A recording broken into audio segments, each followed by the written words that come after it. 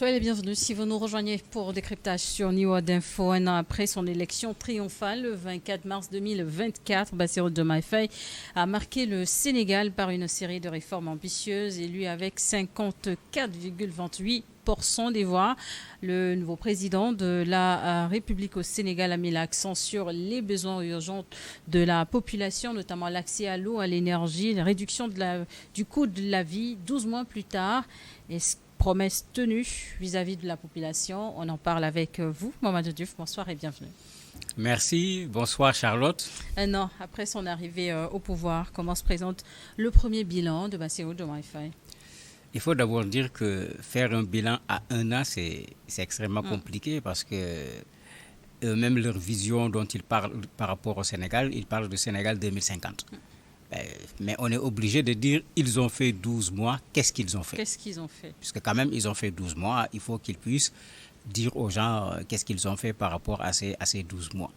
S'il faut faire le bilan, moi je crois qu'on peut commencer par la mise en place du gouvernement. Pour la première fois au Sénégal, on a un gouvernement où la technicité et le patriotisme de l'individu ont été mis au devant pour choisir les gens qui sont membres du gouvernement. Il y a eu même des témoignages qui ont touché beaucoup les Sénégalais, où quelqu'un a été nommé alors qu'il ne connaît ni le président ne le connaît pas, mais il y a des commissions qui se chargeaient de regarder où sont les compétences. Donc vous devenez ministre alors que le président ne vous connaît pas, vous-même vous n'avez jamais rencontré le président de la République. Tout le monde avait dit mais ça c'était un très bon départ, c'était un élément de rupture pour que les compétences soient utilisées pour le Sénégal. La deuxième chose qu'on peut dire, c'est la reddition des comptes. On en parle au Sénégal depuis fort longtemps, mais ça n'est jamais allé comme on est en train de le voir aujourd'hui. La preuve, il y a la Haute Cour de justice qui a été mise sur pied. Il y a le pôle judiciaire financier qui a commencé son travail, qui a fait lever déjà même l'immunité parlementaire de 2 députés. Vous avez des anciens ministres à qui on a empêché de quitter le territoire sénégalais, etc. Il y a cela qui est là également, qui commence à intéresser les Sénégalais et qui marque une rupture. L'autre élément, c'est la transparence. Dès le départ, ils ont dit, mais la Constitution dit clairement, avant de commencer, il faut faire le point sur les finances du pays. On ne se rappelle pas au Sénégal une fois où on est venu nous dire, voilà le point sur les finances du pays. Eux, ils l'ont fait. Donc, il y a actuellement, incontestablement, une réelle volonté de rupture de leur part, en même temps également une réelle volonté de refondation. On a vu les assises de la justice, il y a des assises prévues sur plusieurs domaines où les gens considèrent que les choses doivent être revues. On a vu la modernisation de l'administration. Quand ils sont arrivés, les gens ont commencé à râler, puisqu'ils ont dit aux gens, le travail commence à 8 heures, il faut que les gens soient au bureau à 8 heures. Il y a cela qui commence, mais bien sûr, ça ne peut pas donner un résultat sur une année. La baisse des prix, par exemple, ils ont fait une première baisse que les gens ont trouvé pas suffisante, et avec raison, parce que le coût de la vie est cher au Sénégal, il faut le dire. Il y a eu des discussions actuellement avec les opérateurs économiques et autres pour éventuellement une seconde baisse, mais les gens insistent surtout sur la baisse de l'électricité, la baisse du carburant, la baisse encore d'un certain nombre de denrées, puisque c'est ça qui joue aujourd'hui fortement sur le portefeuille du Sénégalais. Je ne dois pas oublier la question du loyer, parce que le Dakar fait partie des villes les plus chères en Afrique en la matière. En clair, sur ces points, il n'y a pas encore de satisfaction. Non, il n'y a pas encore une satisfaction sur la première année. Il y a des pas qui sont faits, il y a des démarches qui ont été entamées, mais la baisse drastique attendue n'est pas là. Actuellement, par exemple, sur la première année, il y a un débat sur pourquoi le carburant peut coûter moins cher au Mali qu'au Sénégal, alors que le carburant du Mali passe par Dakar. Mais pour ceux qui connaissent la question du carburant, dans tous nos pays, moi, en tant qu'ancien membre des associations de défense des consommateurs, nous, on disait aux gens tout simplement, publiez la structure des prix du carburant. Si on la publie, vous allez voir, le carburant coûte cher dans nos pays parce qu'on a mis énormément de taxes sur le carburant. Ce n'est pas le carburant qui coûte cher. Et les gens le disent actuellement sur le Sénégal en demandant qu'il diminue, alors que avec la transparence qui a montré que l'ancien régime n'a pas donné les vrais chiffres de l'économie sénégalaise, mais le FMI, tout le monde connaît son remède dans ce genre de situation, c'est de dire supprimer les subventions, augmenter les prix. indirectement.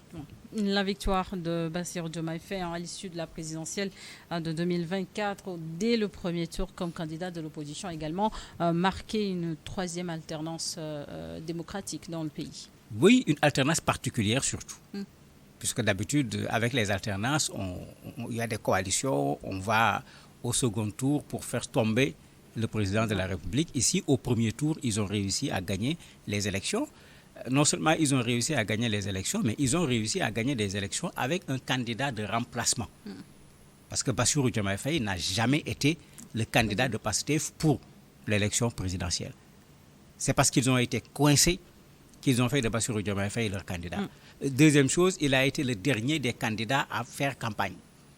Il n'a ni préparé sa campagne, et c'est pendant la campagne électorale qu'il a été libéré de prison. À 10 jours. Ils sont venus gagner. Effectivement, ça, tout le monde l'a salué en disant que vraiment, ce groupe, avec sa détermination, a fini par avoir raison d'un régime qui était sur place au Sénégal. En matière de tension politique, il y a eu des défis majeurs. Oui, en matière de tension politique, il est vrai qu'entre 2021 et 2023, il y a eu énormément de problèmes. Raison pour laquelle même le régime de Macky Sall, avant de partir, a amené cette loi d'amnistie qui permettait de cacher les choses et de faire en sorte que personne ne puisse être poursuivi, puisqu'il y a énormément d'interrogations sur les morts. Il y a un travail qui est en train d'être fait. Pourquoi parlez-vous de cacher certaines choses? On parle de cacher certaines choses parce que quand ce régime était là, quand on a dénoncé les morts, on a vu le ministre de l'Intérieur à l'époque venir à la télé, montrer des vidéos, essayer de démontrer que ce sont les manifestants qui ont tué les manifestants. Alors que les vidéos qu'il a utilisées pour faire la démonstration étaient des vidéos amateurs, il n'avait eu que des portions de ces vidéos. Quand ces vidéos ont été diffusées de façon intégrale, ce monsieur au maillot que tout le monde avait vu, qui tirait effectivement sur les manifestants, ce monsieur était descendu d'un camion des forces de défense et de sécurité du Sénégal et la vidéo était extrêmement claire là-dessus. Mais il y a des gens qui aujourd'hui demandent d'abord la vérité des faits, qui a tué leur enfant, ensuite, mais que les gens soient jugés. Ça ne pouvait pas se faire avec la loi d'amnistie puisque ça empêchait même qu'on essaie de pouvoir découvrir la vérité. Et cette loi fera l'objet d'une interprétation dès le mois prochain au niveau de l'Assemblée. Et il y a des poursuites qui seront possibles contre certaines personnes. En même temps, il y a des démarches d'indemnisation qui ont également été annoncées par le pouvoir en place. On ne peut pas parler d'indemnisation pour le moment parce que l'indemnisation suppose qu'on soit déjà allé en justice et que la justice ait fixé ce qui doit être payé. Ce qui s'est passé, il y a parmi les personnes qui ont été blessées à l'époque, qui se sont retrouvées aujourd'hui avec des handicaps, d'autres qui ont des blessures qui demandaient des soins en urgence. Mais est-ce qu'on peut attendre la procédure juridique, la levée de la modification de la loi d'amnistie avant de pouvoir mettre de l'argent à disposition? Ils ont dit non, il faut qu'on mette de l'argent à la disposition de ceux qui sont dans le besoin. Ils ont d'abord sorti, je crois, autour de 200 et quelques millions.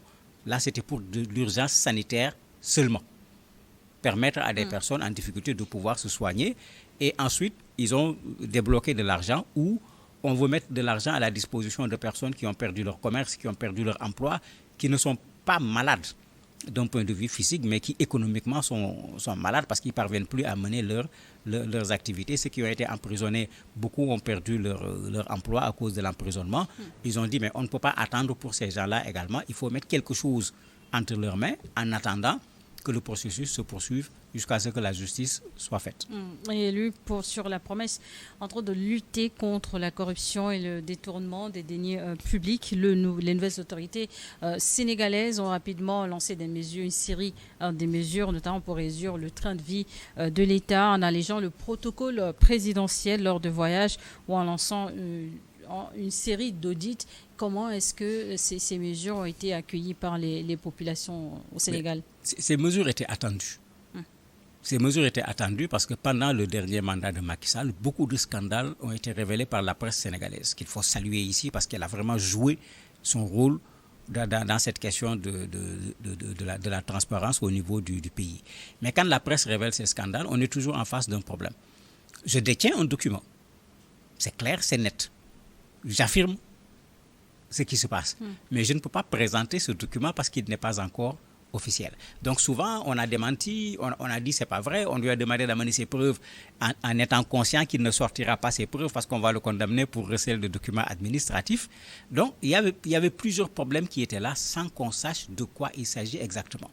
Je prends le cas le plus illustratif. Ousmane Sonko n'a pas été à l'élection présidentielle parce qu'il a été condamné pour diffamation. Mais le rapport dont il parlait, j'avais toujours dit sur ce plateau que le rapport existe. Et je détenais ce rapport quand j'en parlais, mais je ne pouvais pas le montrer comme tout le monde.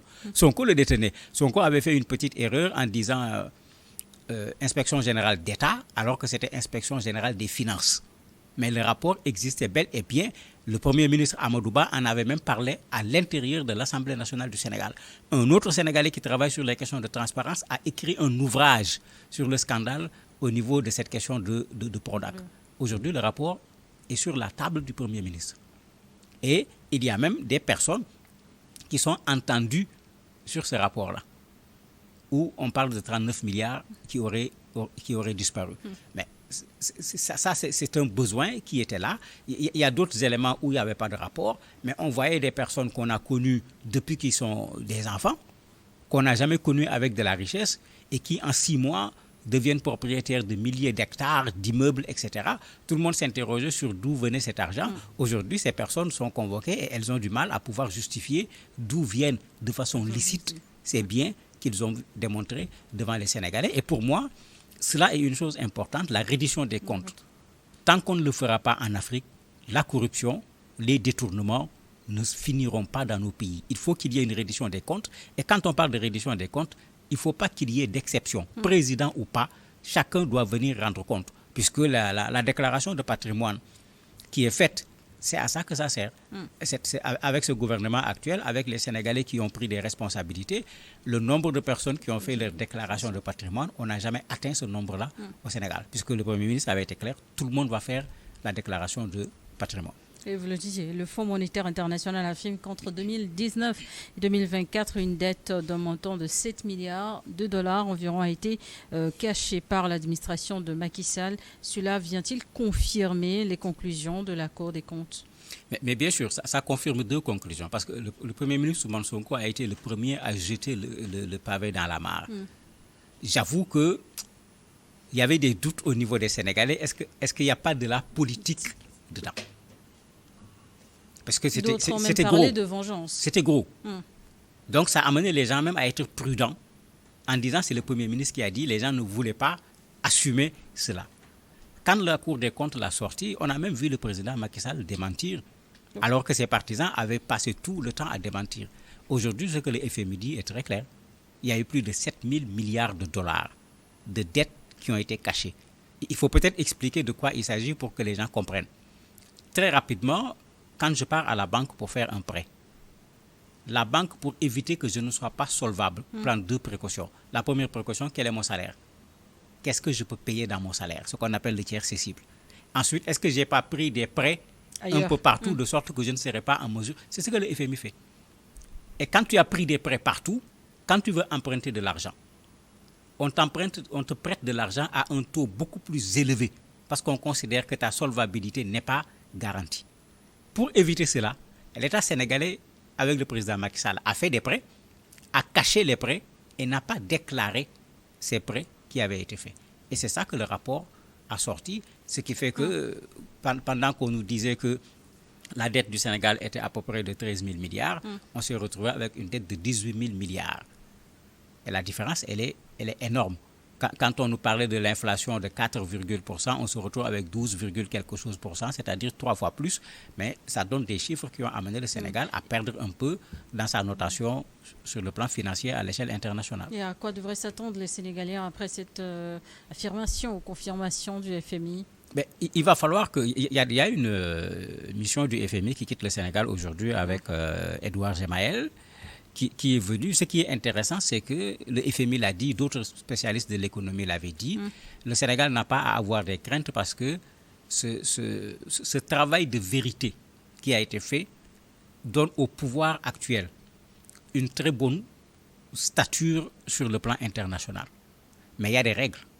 Ils vont subir un certain nombre de règles. On l'a vu avec la cotation du Sénégal qui a baissé avec certains organismes.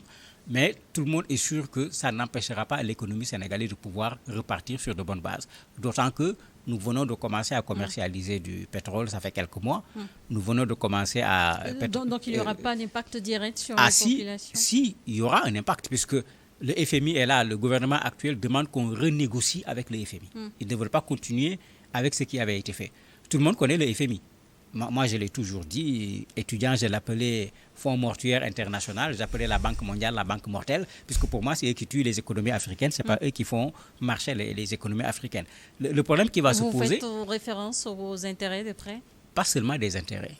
Le FMI et la Banque mondiale sont les bras armés du libéralisme international. Ils ne sont pas là pour qu'on se développe. S'ils n'étaient pas là pour qu'on se développe, moi, depuis jeune, je me rappelle des plans d'ajustement structurel, etc., avec le président Abdou Diouf et tout. Mais qu'est-ce que ça nous a apporté? On ne le voit pas. On est en train de nous ramener à ça. Donc, s'ils cherchent une solution par le FMI, on risque de revenir vers ce qu'on dit. Il faut bloquer les salaires. Il ne faut pas recruter au niveau de la fonction publique. Il faut enlever les subventions. Alors qu'on parlait tout à l'heure de populations qui s'attendent à ce que le coût de la vie baisse. Il va falloir qu'ils négocient avec le FMI en mettant les intérêts des Sénégalais devant. Mais surtout, qu'ils ne se contentent pas du FMI. Mais les pays arabes sont là. La Chine est là. Vous avez ce qu'on appelle les soukouk, les obligations islamiques qui sont également sur le marché, qui peuvent être utilisées pour qu'on ne soit pas obligé d'emprunter. Diversifier les partenariats stratégiques. Mais aujourd'hui, beaucoup de promesses, mais avec une majorité à l'Assemblée nationale, pensez-vous que le président Diomaye Faye est en bonne voie pour réaliser justement tous ces gros chantiers à venir? Mais moi, je me dis qu'ils sont en bonne voie puisque jusqu'à présent, l'orientation qu'ils ont fixée, ils sont dans cette orientation. Il y a un problème. Ils sont aujourd'hui en face des réalités du pouvoir. On peut avoir des ambitions quand on ne veut pas nos pouvoirs. On peut avoir un projet de société quand on ne veut pas nos pouvoirs. Mais ce qu'on disait tout à l'heure, quand tu viens prendre un pays où la dette a été cachée, où on vous dit théoriquement nous sommes à 74% de taux d'endettement par rapport au PIB et que la réalité montre qu'on est plutôt à 99,6%, vous voyez qu'en ce moment, votre marge de manœuvre, elle est réduite. Et ils n'ont qu'à continuer avec ce discours de vérité. Qu'ils disent aux Sénégalais, voilà la réalité du pays, mais voilà ce qu'on a envisagé de faire. Voilà, nous ne pouvons pas le faire. Parce qu'il faut tenir ce discours de vérité parce que... Et maintenant, qu'ils règlent ce problème et qu'ils reviennent sur ce qu'ils avaient promis aux Sénégalais pour que ces promesses puissent être assurées pour que l'attente des Sénégalais soit une réalité. Et pour conclure cette analyse qui a beaucoup marqué ces 12 derniers mois, les 12 premiers mois du président Diomaye Faye, les analyses qui redoutaient une cohabitation difficile entre le président Bassirou Diomaye Faye et son premier ministre Ousmane Sonko. Qu'est-ce qu'il en est 12 mois après? 12 mois après, on les voit toujours ensemble. Maintenant, il y a une chose qu'on n'a pas vue au Sénégal depuis fort longtemps. C'est le président qu'on voyait plus que le Premier ministre. Il y a cette modification qui a fait que certains ont dit à un certain moment, non, ce n'est pas le président qui est le Premier ministre, c'est le Premier ministre qui est le président. Maintenant, c'est un tandem qui a existé avant le pouvoir. C'est un tandem qui a existé avant la politique. C'est ce tandem qui continue. Mais ce n'est pas la première fois au Sénégal. Abdou Diouf a été avec Habib Thiam. Mais c'est deux personnes qui étaient des amis en dehors des questions politiques. Et comme ça se fait avec Diomaye et Sonko, chacun a donné le nom de son enfant à l'autre.